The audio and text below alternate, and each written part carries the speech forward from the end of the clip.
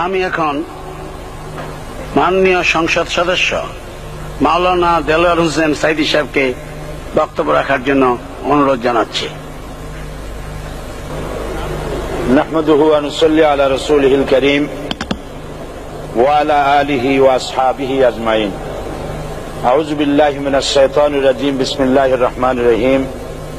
মাননীয় স্পিকার, আপনি এই মহান সংসদের স্পিকার হিসেবে নির্বাচিত হয় আমরা জাতীয় সংসদের পক্ষ থেকে আপনাকে অন্তরের অন্তঃস্থল থেকে মোবারকবাদ জানাচ্ছি।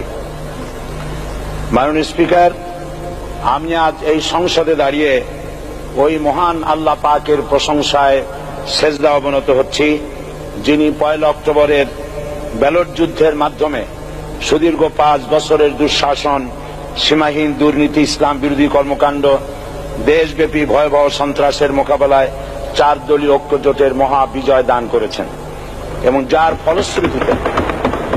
যার ফলশ্রুতিতে আজকে আমরা এই মহান সংসদে দাঁড়িয়ে কথা বলার সুযোগ লাভ করেছি।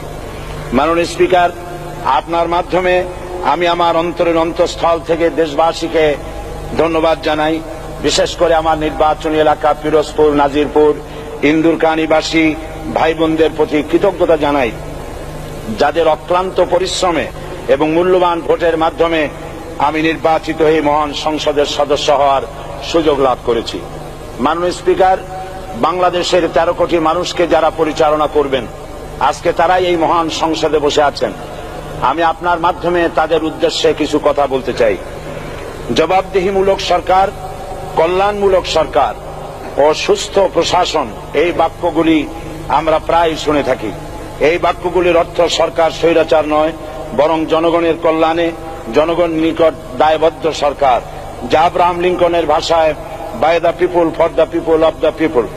বর্তমান পৃথিবীতে মূলত গণতান্ত্রিক দেশে এখন সরকারকে বিবেচনা করা হয়। এরূপ সরকারের জনগণের সার্বভৌম ক্ষমতার উৎস হিসেবে বিবেচনা করা হয়, অর্থাৎ সংখ্যাগরিষ্ঠ প্রতিনিধিদের প্রণীত আইনই হল আইন এবং নির্বাচিত হবার পর সরকার হয়ে পড়েন সমগ্র জনগণের, আর বিরোধী দল হয় ছায়া সরকার। মাননীয় স্পিকার, সরকারকে সঠিক পথে পরিচালনার জন্য বিরোধী দলকে অপরিহার্য বিবেচনা করা হয়। বর্তমান গণতান্ত্রিক চেতনা বেশি পুরনো নয়, মানুষ মূলত রাজতান্ত্রিক স্বৈর শাসনের সাথেই বেশি পরিচিত।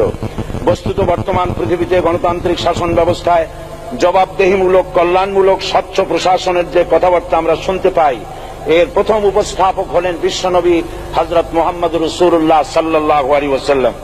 বর্তমান গণতান্ত্রিক ব্যবস্থাপনার সাথে ইসলামের মূল পার্থক্য হল সার্বভৌমত্বের ধারণা নিয়ে। ইসলামের দৃষ্টিতে সার্বভৌমত্বের মালিক জনগণ নয়, মালিক হলেন আল্লাহ রাব্বুল আলামিন।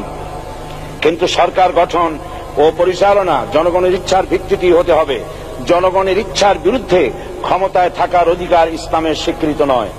মাননীয় স্পিকার, সাধারণত লক্ষ্য করা যায় সরকার, সরকারি কর্মকর্তা ও কর্মচারীবৃন্দ জনগণের উপর নানাভাবে জুলুম, নির্যাতন বা শোষণ করে থাকে। জনগণের খাদেম না হয়ে তারা হয়ে পড়েন জনগণের প্রভু। তারা জনগণের সম্পদকে তসরুপ করে। এই অবস্থা থেকে মুক্ত করার জন্য রাসূল করিম সাল্লাল্লাহু আলাইহি ওয়াসাল্লাম সরকারি কর্মকর্তা ও কর্মচারীদের মধ্যে তীব্র দায়িত্ব অনুভূতি জাগ্রত করে তিনি বলেন, ঘুষ দাতা ও গৃহীতা উভয় জাহান্নামী। নবী করিম সাল্লাল্লাহু আলাইহি ওয়াসাল্লাম আরো বলেছেন, আমরা যদি কাউকে কোনো রাষ্ট্রীয় দায়িত্ব প্রদান করি, তখন সেই ব্যক্তি তার ব্যক্তিগত কাজ যতটা নিষ্ঠা ও আন্তরিকতার সাথে পালন করে, রাষ্ট্রীয় দায়িত্ব যদি সেভাবে পালন না করে, তবে কিয়ামতের দিন তাকে উল্টো করে জাহান্নামে নিক্ষেপ করা হবে।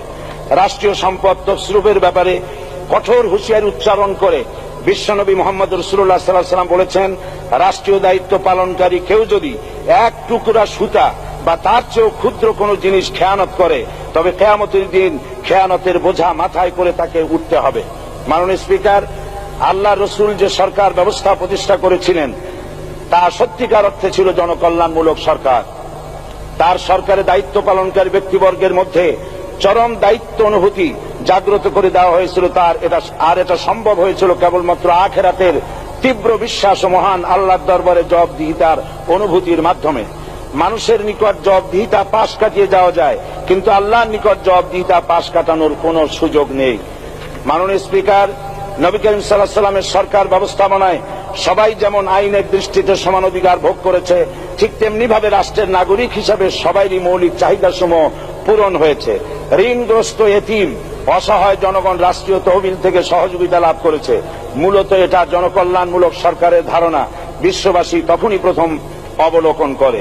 মাননীয় স্পিকার, নবী করিম সাল্লাল্লাহু আলাইহি সাল্লাম সরকারি কর্মকর্তাদের বিরুদ্ধে কোনো অভিযোগ পেলে তখনই ব্যবস্থা গ্রহণ করতেন। আইনের চোখে সবাই সমান এবং এ কারণেই শাসকদের আত্মীয় স্বজন কারো পক্ষে সম্ভব ছিল না জনগণের উপরে জুলুম করা। খলিফা ওমর রাদিয়াল্লাহু তাআলা আনহুর এক ছেলে অপরাধী প্রমাণিত হলে সে দণ্ডভোগ থেকে রেহাই পায়নি, এমনকি এতে তার মৃত্যুদণ্ড হয়েছিল। আবার খলিফা নিজেকে আইনের ঊর্ধ্বে মনে করতেন না, তাই বর্ম চুরির ঘটনা আলী রাদিয়াল্লাহু তাআলা আনহু কাজীর দরবারে সাধারণ ফরিয়াদির মতো উপস্থিত হন। নিজের ছেলে ও চাকরের সাক্ষী যথেষ্ট না হয় কাজী খলিফার বিপক্ষে রায় দেন। এখানে বিচার বিভাগ ছিল সম্পূর্ণ স্বাধীন এবং শাসন বিভাগের নিকট তার কোনো দায়বদ্ধতা ছিল না। মাননীয় স্পিকার, এসব হলো ইতিহাস। মুসলমান আজ অনুসরণ করতে চায় না তাদের অতীতের গৌরবোজ্জ্বল কর্মপদ্ধতিকে। সে এখন কাফির মুশরিকদের কিরানক স্বার্থ পূজারী আখেরাতে জবাবদিহিতা শূন্য বাগাড়ম্বর এক জাতি।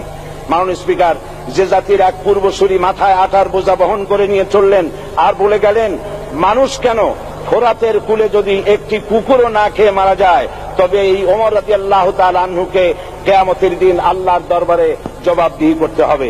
আর আজ সেই জাতির দায়িত্বশীলরা জনগণকে অভুক্ত রেখে তাদের মুখের গ্রাসে ভাগ বসায়। জনগণ তাদের নিকট উপস্থিত হলে মনে হয় যেন গোলাম প্রভুর দরবারে উপস্থিত হয়েছে, আর অহেতুক উৎকোচ দাবি করে তাদের উপর জুলুম করছে। আর আল্লাহ পাক জালিমকে কখনোই পছন্দ করেন না। মাননীয় স্পিকার, আমি দৃঢ়ভাবে আশা করি এই অবস্থা কাটিয়ে উঠিয়ে আমরা রাসূল করিম সাল্লাল্লাহু আলাইহি সাল্লাম কর্তৃক প্রদর্শিত রাষ্ট্র ব্যবস্থার অনুসরণ করে একটি সুখী সমৃদ্ধশালী আধুনিক ইসলামী রাষ্ট্র পরিণত করে বাংলার প্রিয় জন্মভূমি বাংলাদেশকে আজ গোটা বিশ্বব্যাপী শোষণ, নির্যাতন, হানাহানি, অশান্তির মধ্যে, তাই আজ পৃথিবীর অধীর আগ্রহে অপেক্ষা করছে ইসলামের আলোকে এমন এক রাষ্ট্র ব্যবস্থার যেখানে দায়িত্বশীলরা আল্লাহ তাআলার কাছে জবাবদিহিতার পাশাপাশি জনগণ নিকটও জবাবদিহি করতে বাধ্য হবে। মাননীয় স্পিকার, অনেক ত্যাগ ও তিতিক্ষার রক্তের বিনিময়ে গড়ে উঠেছে আমাদের গণতান্ত্রিক প্রতিষ্ঠান এই জাতীয় সংসদ। এই সংসদের সম্মান রক্ষা করার দায়িত্ব আমাদের সবার। গণতান্ত্রিক চর্চা, গণতন্ত্র প্রতিষ্ঠার স্বার্থে আমি আজ প্রধান বিরোধী দল আওয়ামী লীগকে সকল হিংসা, বিদ্বেষ ও পরাজয়ের গ্লানি ভুলে গিয়ে সংসদে যোগদানের উদাত্ত আহ্বান জানাচ্ছি। পরিশেষে আমি আপনার মতো সর্বজনশ্রদ্ধ একজন মার্জিত ও সুশিক্ষিত ব্যক্তিকে এই মহান সংসদের স্পিকার হিসাবে লাভ করে আমরা আনন্দিত হয়েছি। আমাদের সংবিধানের সংরক্ষণ, সমর্থন ও নিরাপত্তা বিধান এবং আপনার অভিভাবক সুলভ নিরপেক্ষ আচরণ ও সংসদকে ধন্য করবে বলে আমরা বিশ্বাস করি। আপনাকে ধন্যবাদ। আসসালামু আলাইকুম ওয়া রাহমাতুল্লাহ। মাননীয় সদস্য মাওলানা দেলোয়ার হোসেন সাঈদী সাহেবকে আপনার তথ্যপূর্ণ ইসলামিক মূল্যবোধ সহ মূল্যবান বক্তব্যের জন্য ধন্যবাদ।